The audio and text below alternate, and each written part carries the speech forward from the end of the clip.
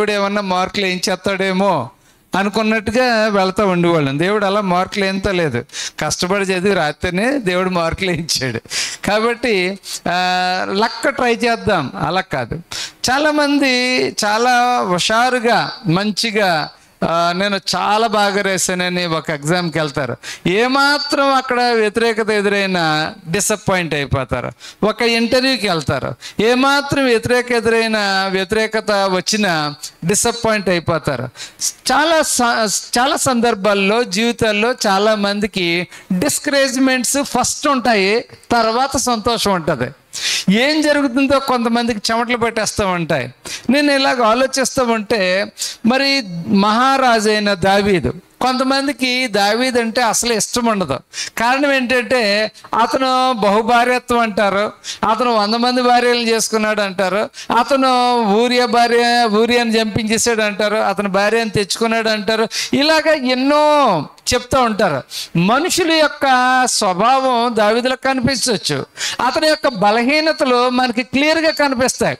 కానీ అతనిలో ఉన్న గొప్పతనం ఏంటంటే తను చేసిన తప్పిదానికి పశ్చాత్తాపడ్డాడు, ఉపవాసం ఉన్నాడు, మోకరించాడు, ప్రార్థన చేశాడు. దేవుడు ఇతన్ని ఎన్నుకున్నాడు. మొట్టమొదటిగా సౌలు మహారాజును ఎన్నుకున్నాడు. సౌలును ఎన్నుకున్నప్పుడు సౌలును చేసిన చిన్న తప్పిదాన్ని బట్టి వెంటనే మహారాజుగా తృణీకరించాడు. ఏం జరిగింది? సౌలు అన్నాడు, సమూయేలు ప్రవక్త అన్నాడు, నువ్వు ఆ దేశానికి వెళ్ళి తుత్తినీలుగా చేసే. కారణం ఏంటంటే అక్కడ ప్రజలందరూ కూడా దేవునికి తిరుగుబాటు చేస్తా ఉన్నారు. అంటే సౌలు ఏం చేశాడట, అక్కడ మంచి గుర్రాలను ఉంచాడంటే, మేలు జాతి గుర్రాలని, తర్వాత బంగారాన్ని దాచి ఉంచితే సమూయేలు ప్రవక్త వచ్చి ఏంటి నువ్వేం చేసావు అని అడుగుతాడు. నేనేం చేశాను? నేను ఆ రాజుని క్షమించి వదిలేశాను, ఆ వారి యొక్క మేలు జాతి గుర్రాలను తీసుకొచ్చి పెట్టాను అంటే సౌలు మహారాజు ఏమంటాడు తెలుసా? నీవు బలి అర్పించడం కంటే మాట వినుట శ్రేష్టం. నీవు దేవుని మాట వినలేదు కాబట్టి దేవుడు ఈ రోజున నిన్ను రాజుగా తృణీకరిస్తున్నాడు. మనం చాలాసార్లు అనుకుంటాం ఈ మాత్రం దానికే తృణీకరించేలా అనుకుంటా ఉంటాం. దేవునికి ఒక చిత్తము, ఒక ప్లాన్ ఉంటుంది. దావీదు పొరపాట్లు చేశాడు, కానీ దావీదుని ఏమన్నాడు తెలుసా? దావీదు నా హృదయానుసారి అని అన్నాడు.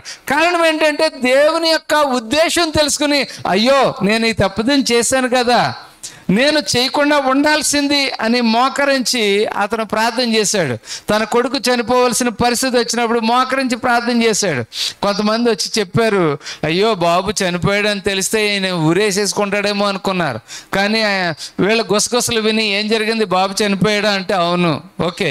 అతను లేచి స్నానం చేసి చక్కగా బట్టలు వేసుకుని వచ్చి భోజనం అడిగినప్పటికీ వీళ్ళకి మతిపోయింది. ఏంటి అంటే నేను దేవుని దగ్గర ఈ పని జరుగుతుందేమో అని ప్రయత్నం చేశాను, కానీ దేవుడు నా పాపానికి తగిన ప్రాయశ్చిత్తం ఇచ్చాడు కాబట్టి నాకు ఇంకా అది తెలిసిపోయింది అని తిరిగి మళ్ళీ దేవుణ్ణి వెంబడించడం మొదలు పెడతాడు.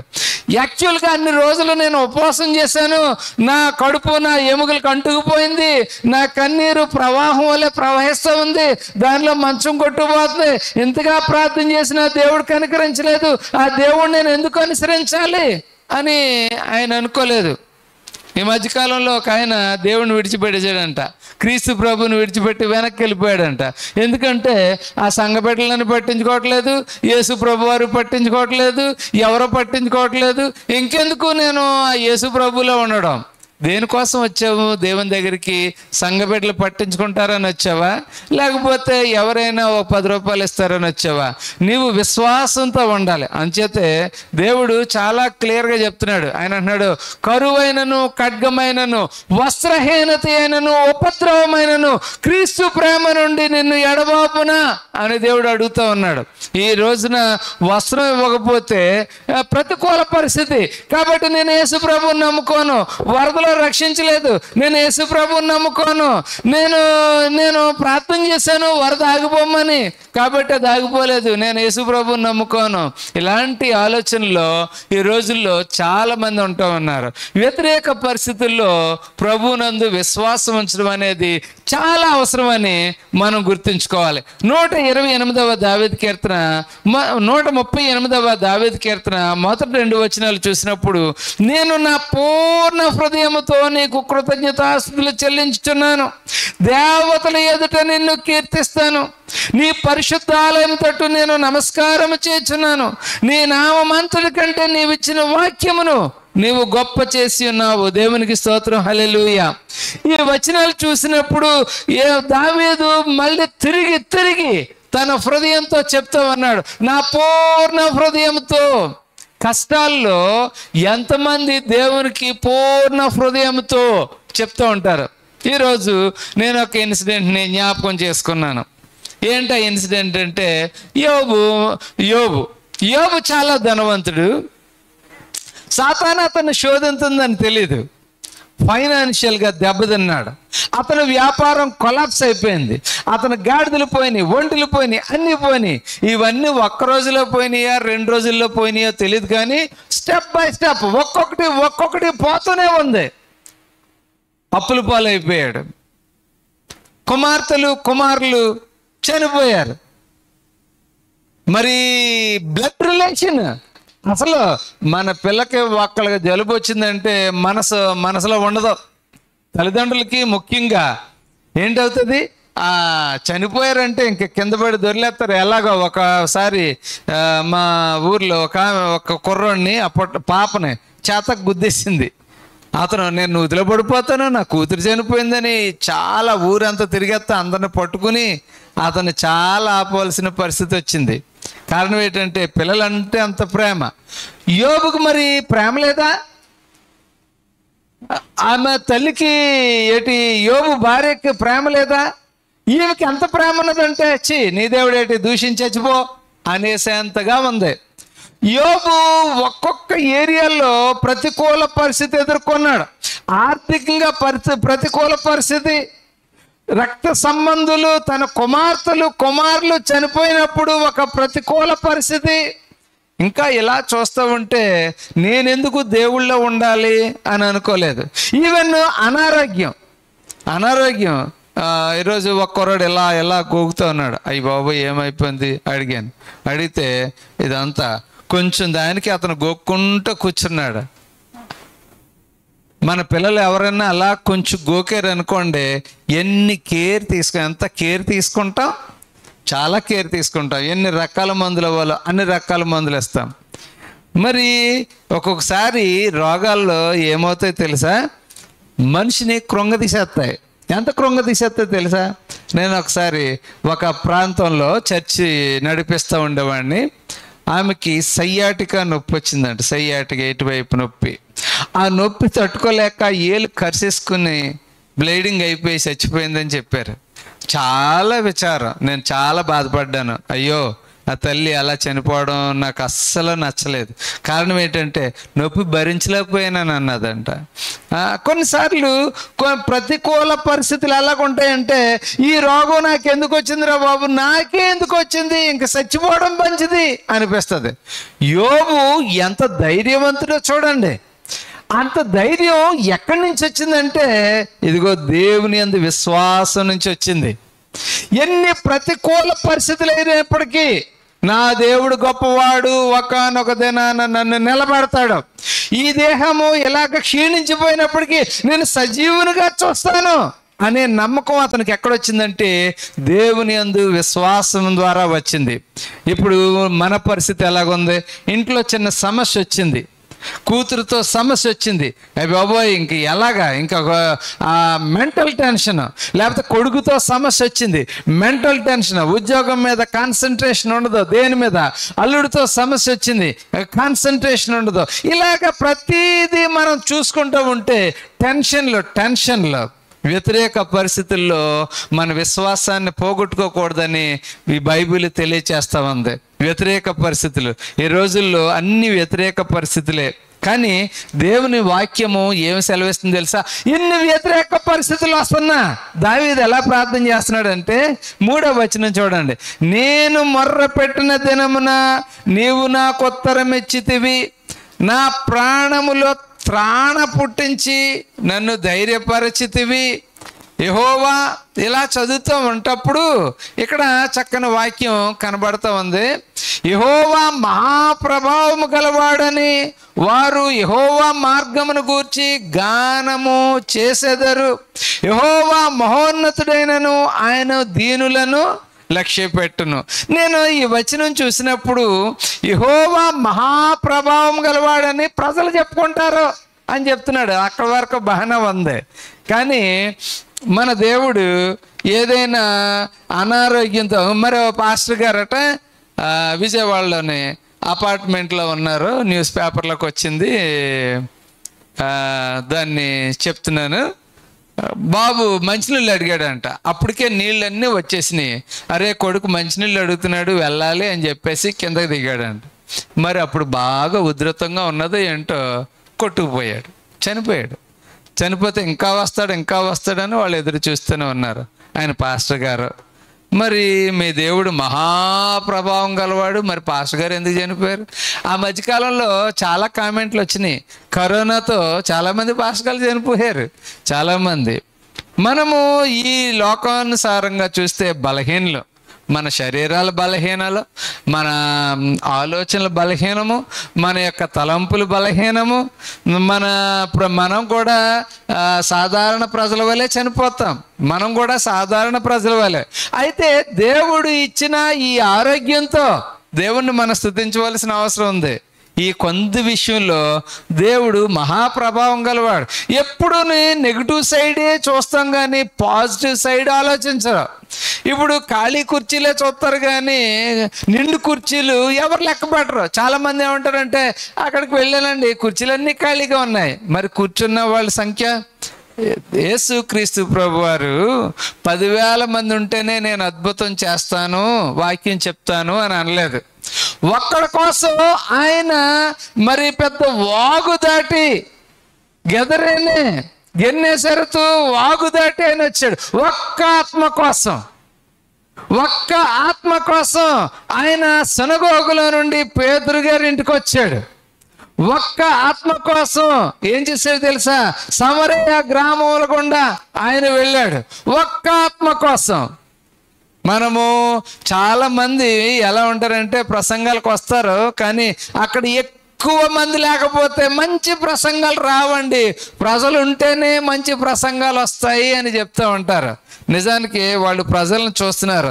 దేవుని వాక్యాన్ని ప్రకటించాలి అనే ఆలోచనలో తలంపుల్లో వారు లేరు. అందుకని వారు ఒక్కొక్కసారి ఫెయిల్ అయిపోతూ ఉంటారు. ఎక్కడ ఎదురు ముగ్గురు నా నామను కూడి ఉంటారు, అక్కడ ఉంటానని దేవుడు సెలవిచ్చాడు. కాబట్టి ఇక్కడ దేవుడు అద్భుతం చేస్తాడు, ఇక్కడ దేవుడు మాట్లాడతాడు, ఇక్కడ దేవుడు తన కార్యాన్ని చేస్తాడు. అలా మనం ఆలోచించినప్పుడు దేవుడు ఎంత గొప్పవాడు, మనం నిజంగా ఆయన మహాప్రభావం గలవాడు. ఆయన దీనులను పైకి లేవనెత్తువాడు, ఆయన గర్విష్ఠులను చూచేవాడు. మనం ఏ విధమైన గర్వంతో ఉన్నామో ఆయన చూస్తూ ఉంటాడు. బహుశా అనుకోవచ్చు ఆయన గర్వం ఎక్కువ, ఈయన గర్వం ఎక్కువ.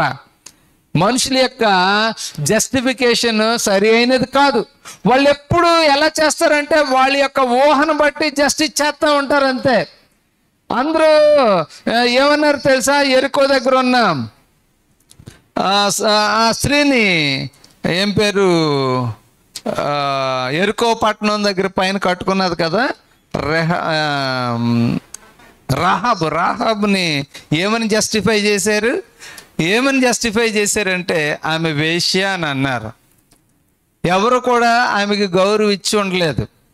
కానీ ఆమె ఏం చేసిందంటే దేవుని పట్ల విశ్వాసం గలదై మరి దేవుని యొక్క సేవకులను కాపాడి, బాబు నన్ను ఒకసారి జ్ఞాపకం చేసుకోండి అని కేవలము ఆమె పెట్టిన రిక్వెస్ట్ని బట్టి ఆమె రక్షణ సంకల్పంలో చేరింది. ఆమె ఒక్కొక్కసారి ఇవి చాలా మందికి తప్పులుగా కనిపించవచ్చు. దేవుడు ఏమంటున్నాడు తెలుసా? ఆయన పై రూపాన్ని చూడడం లేదు, మన హృదయాన్ని చూస్తున్నాడని మనం గుర్తుపెట్టుకోవాలి. చాలామంది యెషయా ఇంటికి వచ్చినప్పుడు పెద్ద పెద్ద ఆకారాలు ఉన్న వాళ్ళు చూపిస్తే ఏమన్నాడు తెలుసా? వీళ్ళందరూ నాకొద్దు, ఇంకా ఎవరైనా ఉన్నారా? ఒక కుర్రాడు ఉన్నాడు, బాలుడు, అతను పశువులు కాపలాగా పెట్టాము, అతను పిలిపించండి. దేవుడు అంటున్నాడు, ఇతను నాకు కావాలి, ఇతనే నేను ఎన్నుకున్నవాడు. అరే, మంచి పర్సనాలిటీ ఉన్నది, మంచి పర్సనాలిటీ కాదు. మనం కూడా చాలాసార్లు రూపాన్ని చూసి మనం మోసపోతూ ఉంటాం. బహుశా వ్యతిరేక పరిస్థితి, నేను అనుకున్నాను చాలా గొప్పవాడని, ఎంత నీచమైన వాడా అనుకోవచ్చు. కానీ దేవుని యొక్క చిత్తము, దేవుడు హృదయాన్ని చూస్తా ఉన్నాడు. ఇక్కడ చూడండి 6-7 వచనాల్లో, యెహోవా మహోన్నతుడైనను, ఆయన దీనులను లక్ష్యపెట్టును, ఆయన దూరము నుండి గర్విష్ఠులను బాగుగా ఎరుగును. దేవునికి స్తోత్రం, హల్లెలూయా. ఈ వచనం మనం చదివినప్పుడు ఎవరిని జ్ఞాపకం చేసుకోవచ్చు? యేసుక్రీస్తు ప్రభు వారు కానుకలు పెట్టుదారు నిలబడ్డారట. ఆయనకి అక్కడ పని ఏంటో, ఎందుకంటే ఆ రోజు లెసన్ టీచ్ చేద్దారు అనుకున్నారు.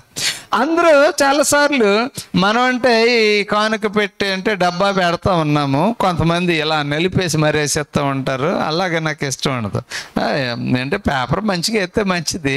ఎందుకు, ఏం జరిగింది? యేసు ప్రభు వారు అందరినీ గమనిస్తూ ఉన్నారు. ఆయన ఎవరిని గమనించాడు? ఒక పేదరాళ్ళని గమనించాడు. ఆమె తన జీవనోపాధి అంతా వేసేసింది. బహుశా ఆమె ఆ రోజు కూలంతా వేసేసి ఉండొచ్చు. అంటే దేవుని పట్ల మన హృదయం ఈ మధ్యకాలంలో చాలా ఏంటంటే చాలా వ్యతిరేకత ప్రసంగాలు వస్తూ ఉన్నాయి. దశంభాగాలు దేవునికి ఇవ్వాలా, ఈ పాస్టర్ గారులు అందరూ దశంభాగాలు అంటారు, మోసగాళ్ళు, అది ఇది అని. బైబిల్ అంతా దేవుని కోసం, పరిచర్య కోసం ఇవ్వమని దేవుడే చెప్పాడు. యేసుక్రీస్తు ప్రభు కూడా దాన్ని అంగీకరించాడు. దేవునికి ఇచ్చేవారి మనసును చూస్తున్నాడు ఆయన. ఆయన అంటే ఉన్నాడు, మీరందరూ మీకు కలిగిన దానిలో ఇచ్చారు, కానీ ఏమైతే జీవనోపాధి వేసింది అని చెప్పాడు. యేసు ప్రభు వారే అక్కడ నిలబడి దాన్ని గమనించారు అంటే మనం అర్థం చేసుకోవచ్చు. ఇది మనుషులు చెప్పడం కాదు, ఇది ఎవరో పాస్టర్ గారు బోధించడం కాదు, యేసుక్రీస్తు ప్రభు వారు. చూడండి, యేసుక్రీస్తు ప్రభు వారట కానా వివాహానికి వెళ్ళారంట. కాబట్టి ఆయన వెళ్ళాడు కాబట్టి అది ఘనపరచబడింది అని చెప్పిన వారు ఆయన ఇక్కడ నుంచుని మనం ఎలాగిస్తున్నాం, ఏమిస్తున్నామో చూస్తున్నారు అంటే అది కూడా ఆయన హృదయం ఏంటో తెలుస్తుంది అని మనం అర్థం చేసుకోవాలి. అంతేకాదు, దేవుడు ఆది కాండంలోనే కయ్యను హేబేలు యొక్క అర్పణలే ఆయన చూశాడు. అంటే అర్పణ అనేది దేవుడు చూస్తూ ఉంటాడు. ఆయన ఎవరైతే దీనుడై ఉన్నాడో, బైబిల్ కూడా అన్నది, ఎవడైతే దీనుడై ఉన్నాడో ఆయననే ప్రభువారు లక్ష్య పెడతా ఉన్నారు. దేవునికి స్తోత్రం, హల్లెలూయా. ఇలాగా మనం చూసినప్పుడు ఎన్నో ఎన్నో ఉన్నాయి. ప్రార్థన చేయడానికి ఒక పరిసయుడు వచ్చాడు, ఒక సుంకరు వచ్చాడు. సుంకరు వచ్చి ఆకాశం వైపు కన్నులెత్తడానికి కూడా అర్హత లేదన్నట్టు ఎంతగానో ప్రార్థన చేస్తున్నాడు. పరిసయుడు ఎలా ప్రార్థన చేస్తున్నాడు? నేను ఈ సుంకర్లా లేను, నేను వారానికి 3 రోజులు ఉపవాసం ఉంటున్నాను, నా దానిలో దశంభాగాలు ఇస్తున్నాను, చాలా గర్వంగా చేస్తుంటారు. అదే దీనులు చేసే ప్రార్థనకి మరి ఇలాంటి గర్విష్ఠులు చేసే ప్రార్థనకి తేడా, వ్యత్యాసం కనపడుతూ ఉంటుందేమో. యేసు ప్రభు వారు ఏమన్నారు తెలుసా? ఈ పరిసయుడు కాదు, ఈ సుంకరే నీతిమంతుడిగా తీస్తున్నా. మనం కొన్నిసార్లు దేవుడు మనల్ని ఎందుకు ఎన్నుకుంటాడో తెలియదు, మనలో ఏం చూసాడో తెలియదు. ఈ మధ్యకాలంలో నేనేమనుకుంటున్నానంటే, అప్పట్లో ఈ దేవుని శిష్యులు ఎంత పెద్ద పెద్దోళ్ళు ఉండేవారు. యూదులందరూ కూడా పెద్ద పర్సనాలిటీ కదా. పెద్ద పర్సనాలిటీ ఉన్న వాళ్ళు అంటే వాళ్ళ లీడర్షిప్, నాయకత్వ లక్షణాలు ఉంటాయి. మరి బక్కగా బలహీనంగా ఎలాగ ఉన్నారు అనుకోండి, చిన్న చిన్నగా, వాళ్ళకేం లీడర్షిప్ క్వాలిటీస్ ఉంటాయి. కానీ దేవుడు ఏమంటున్నాడు తెలుసా? లీడర్షిప్ క్వాలిటీస్ కాదు, నువ్వు వెళుతూ ఉన్నప్పుడు ప్రజలు నీకు గౌరవిస్తారు. అది నీ పర్సనాలిటీని బట్టి కాదు, అది నేను నిన్ను ఎన్నుకోవడాన్ని బట్టి. ఎప్పుడన్నా వచనం చూసారా? నేను చూపించాను చూడండి. యెషయా గ్రంథము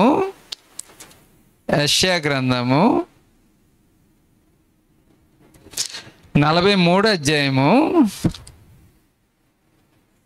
4వ వచనం చూడండి. నీవు నా దృష్టికి ప్రియుడవైనందున గనుడవైతివి. దేవునికి స్తోత్రం, హల్లెలూయా. నీవు నా దృష్టికి ప్రియుడవైనందున, అంతేకాని నీకు డబ్బున్నందున గనుడవైతివి కాదు. నువ్వు హై క్యాస్ట్లో పుట్టావు కాబట్టి గనుడవు కాదు. నువ్వు చాలా పొలిటికల్ బ్యాక్గ్రౌండ్ ఉంది కాబట్టి నువ్వు గనుడవు కాదు. నీవు నా దృష్టికి ప్రియుడవు. దేవునికి స్తోత్రం, హల్లెలూయా. ఎక్కడ నీ ఆకారం అవసరం లేదు, నీ రూపం అవసరం లేదు, నువ్వు నల్లగా ఉన్నావా తెల్లగా ఉన్నావా అవసరం లేదు. నీవు నా దృష్టికి ప్రియుడుగా ఉన్నావు కాబట్టి నిన్ను ఘనపరుస్తూ ఉన్నాను. రెండవది ఏంటంటే, నేను నిన్ను ప్రేమించుచున్నాను కనుక నీకు ప్రతిగా మనుషులను అప్పగిస్తా ఉన్నాను. నీ ప్రాణమునకు ప్రతిగా జనములను అప్పగిస్తున్నాను. భయపడకు, నేను నీకు తోడై ఉన్నా. చూడండి, ఈ అధ్యాయం అంతా చదివినప్పుడు, దేవా ఎంత గొప్ప దేవుడవు, ఒక ఆర్గనైజేషన్ నడిపించాలంటే ఎంత పర్సనాలిటీ ఉండాలా, ఎంత లావుగా ఉండాలా, అంటే గంభీరమైన స్వరం ఉండాలా, అవసరం లేదు. దేవుడు ఏమన్నాడంటే, నీవు నా దృష్టికి ప్రియుడవు. దేవునికి స్తోత్రం, హల్లెలూయా. ఇది దేవుడిచ్చిన వాగ్దానం. దేవుని దృష్టికి ప్రియుడిగా ఉండడానికి మనం ప్రయత్నం చేయాలి. అందుకనే కష్ట సమయాల్లో, ఇరుకు ఇబ్బందుల సమయాల్లో మనం దేవుణ్ణి హృదయపూర్వకంగా స్తుతించాలి. ప్రభువా, కష్టం వచ్చిందని, వ్యతిరేక పరిస్థితి వచ్చింది, నేను వెనక్కి వెళ్ళకుండా సహాయం చేయని మనం ప్రార్థన చేయాలి.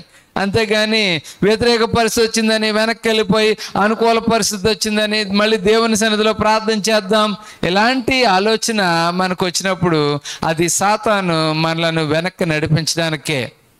ఈ అధ్యాయంలో మనం చూసినప్పుడు ఇంకా అనేకమైన మంచి విషయాలు ఉన్నాయి. ఫైనల్గా 7, 8 వచనాలు చూస్తే, నేను ఆపదలో చిక్కబడి ఉన్నను, నీవు నన్ను బ్రతికించదవు. దేవునికి స్తోత్రం, హల్లెలూయా.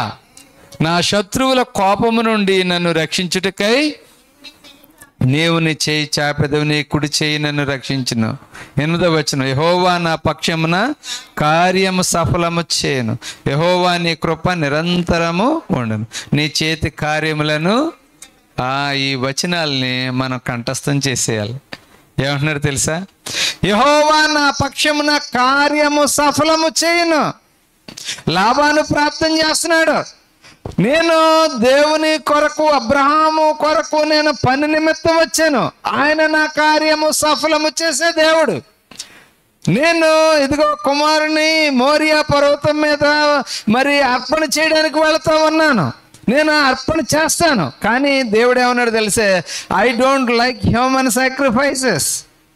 ఆయన ఏం చేస్తున్నాడంటే ఆ కార్యము సఫలం చేస్తున్నాడు. నువ్వు ఒక అర్పణ చేయాలి కదా, అదిగో పొట్టేలు కనిపిస్తుంది, నువ్వు దాన్ని తీసుకో అని చెప్తావన్నాడు.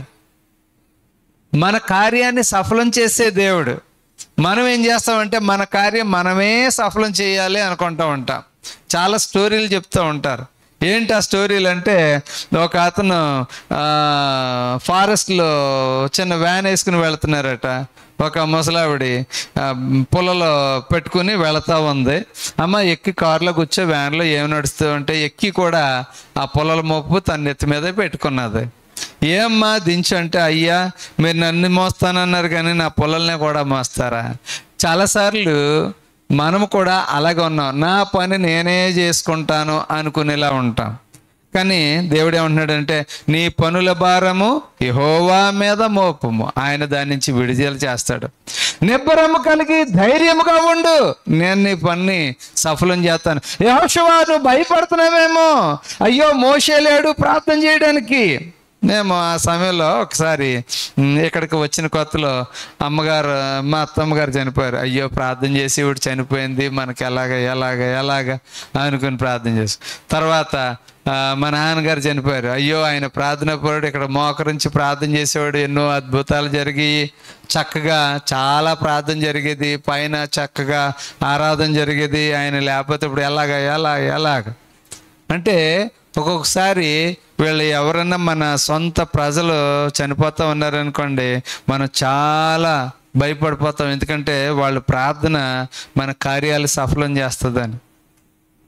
కానీ దేవుడు ఏమంటున్నాడు తెలుసా, నీవు నా పక్షమున కార్యము చేస్తావు.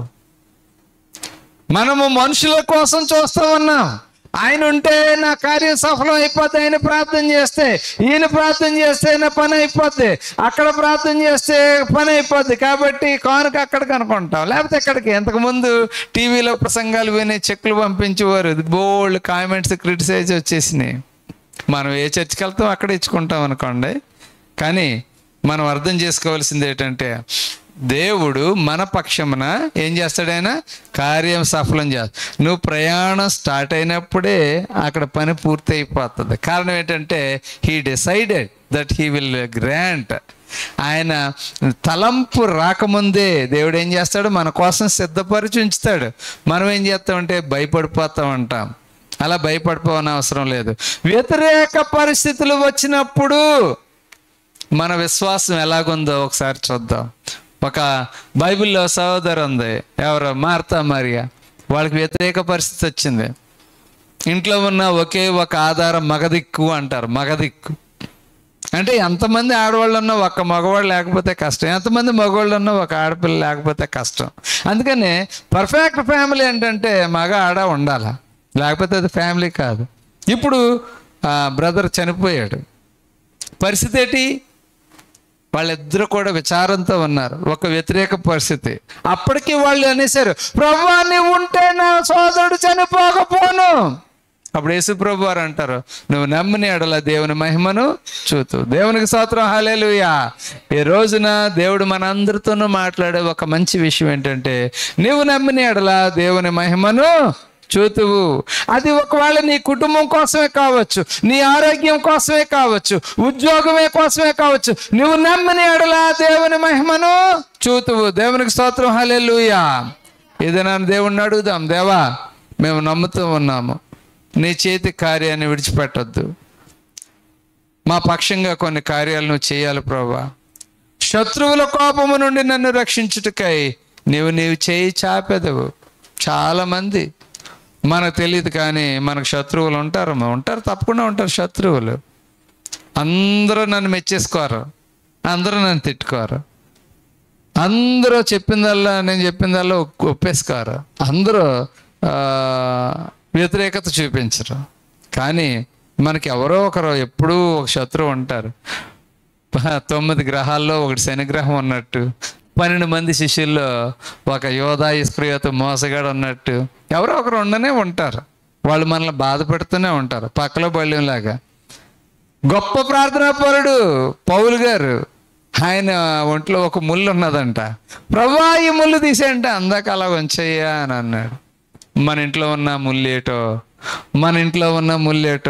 మన శరీరంలో ఉన్న ముళ్ళేటో. కానీ ప్రభువా నన్ను బాధ పెట్టేలా ఉంచుకొని ప్రార్థన చేయడం, తప్పకుండా ప్రార్థన చేయాలి. అలా ప్రార్థన చేసినప్పుడు దేవుడు తప్పకుండా మనకు శాంతి, సమాధానం, ఓదార్పిస్తాడు. ఇది నా మంచి అంశం. వ్యతిరేక పరిస్థితుల్లో మన విశ్వాసం కాపాడుకోవడం. మనం అందరూ కూడా కళ్ళు మూసుకుందాం, అడుగుదాం, ప్రభువా మేము చాలా వ్యతిరేక పరిస్థితుల్లో ఉన్నాము. కుటుంబంలో వ్యతిరేకత, బంధువుల నుండి వ్యతిరేకత, శత్రువుల నుండి వ్యతిరేకత. ఇదిగో ప్రభువా ఇలాంటి పరిస్థితుల్లో మేము కూడా మా హృదయానుసారంగా నీకు కృతజ్ఞతలు చెల్లించడానికి సహాయం చేయి. కొన్నిసార్లు సాతాను మమ్మల్ని డిస్కరేజ్ చేసేస్తా ఉంది. ఉద్యోగం కోసం డిస్కరేజ్ చేస్తుంది, ఫైనాన్షియల్ మ్యాటర్లో డిస్కరేజ్ చేస్తుంది, ఇలాగ అనేక రకాలైన మ్యాటర్స్లో డిస్కరేజ్ చేస్తూ ఉంది ప్రభువా. కానీ ప్రభువా సహాయం చేయండి, నీ చేతి కార్యం ప్రభువా. నువ్వు దాన్ని విడిచిపెట్టొద్దు, మనసును పెట్టు, నువ్వు విడుదల చెయ్యి, నువ్వు రక్షించు, శత్రువుల కోపం నుంచి రక్షించు ప్రభువా. నీ చేయి చాపు, నీ కుడి చేత నన్ను రక్షించు ప్రభువా. నేను ఆపదలో చిక్కున్నప్పుడు నువ్వు రక్షిస్తావు కదా. నువ్వు దూరం నుంచి గర్విష్ఠులను చూస్తూ ఉన్నావు, దీనులను చూస్తూ ఉన్నావు. కొంతమంది దీనులుగా నటిస్తూ ఉన్నారు కానీ వాళ్ళు దీనులు కాదు. కొంతమంది గర్విష్ఠులుగా కనిపిస్తూ ఉన్నారు కానీ వాళ్ళు గర్విష్ఠులు కాదు. కానీ ప్రభువా కొంతమంది నటనా జీవితంలో ఉన్నారు తండ్రి. ఈ వాక్యాన్ని ఎంతమంది అయితే చూస్తూ ఉన్నారో, ఈ వాక్యాన్ని ఎంతమంది అయితే వింటూ ఉన్నారో ప్రభు, ఎంతమంది అయితే వ్యతిరేక పరిస్థితులను బట్టి విశ్వాసం నుంచి తొలగిపోతూ ఉన్నారో, తొలగిపోవడానికి సిద్ధంగా ఉన్నారో, ఎంతమంది తండ్రి అంచుల మీద నిలబడ్డారో పడిపోవడానికి, దేవా దర్శించండి, అటువంటి వారికి నీ చెయ్యి ఇవ్వండి. వాళ్ళని తొట్టిల్లకుండా మిమ్మల్ని కాపాడుటకు అంటూ ఉన్నారు. తొట్టిల్లిపోతూ ఉన్నారు ప్రభా. సమస్యలు వచ్చినప్పుడు తొట్టిల్లిపోతున్నారు, కష్టాలు వచ్చినప్పుడు తొట్టిల్లిపోతున్నారు, ఇరుకులు ఇబ్బందులు వచ్చినప్పుడు తొట్టిల్లిపోతున్నారు, మాట అంటే తొట్టిల్లిపోతూ ఉన్నారు, మనసు నొచ్చుకుంటుంది తొట్టిల్లిపోతూ ఉన్నారు, మానసిక రోగాల వల్ల తొట్టిల్లిపోతూ ఉన్నారు, అనుకున్నది జరగలేదని తొట్టిల్లిపోతూ ఉన్నారు, ఎన్ని రకాలుగానో తొట్టిల్లిపోతున్నారు. మా ప్రభువా, మీరు దయచేసి వారికి విడుదలనివ్వండి, ధైర్యంనివ్వండి తండ్రి. త్రాణ పుట్టించేవాడు నువ్వే, ధైర్యంనిచ్చేవాడు నువ్వే. మా జీవితాల్లో భయం వేస్తూ ఉంది, కానీ మీరే ధైర్యం ఇస్తూ ఉన్నారు తండ్రి. భూరాజులు ఎదుట నీవు సెలవిచ్చిన మాటలు విని నీకు కృతజ్ఞతాస్తులు చెల్లిస్తారు. నువ్వు మహాప్రభావం గలవాడివి, ఆ ప్రభావాన్ని కనపరచండి. మా జీవితంలో, నా జీవితంలో, సంఘ జీవితంలో, కుటుంబ జీవితంలో నీ ప్రభావం కనిపించమని ప్రార్థన చేస్తూ ఉన్నాము. హల్లెలూయా, హల్లెలూయా, హల్లెలూయా. గొప్ప దేవా, నీకు వందనాలు. ఈ రాత్రి మీరు మాతో మాట్లాడినందుకే నీకు వందనాలు. మరొకసారి మా బిడ్డలందరి కోసం ప్రార్థన చేస్తున్నాము. దీవించండి, ఆశీర్వదించండి. యేసుక్రీస్తు నామమును బట్టి అడుగుచున్నాము తండ్రి. మనమందరూ లేచి నిలుచుండి పరలోక ప్రార్థన చెప్పుకుని ముగించుకుందాం. పరలోకమందున్న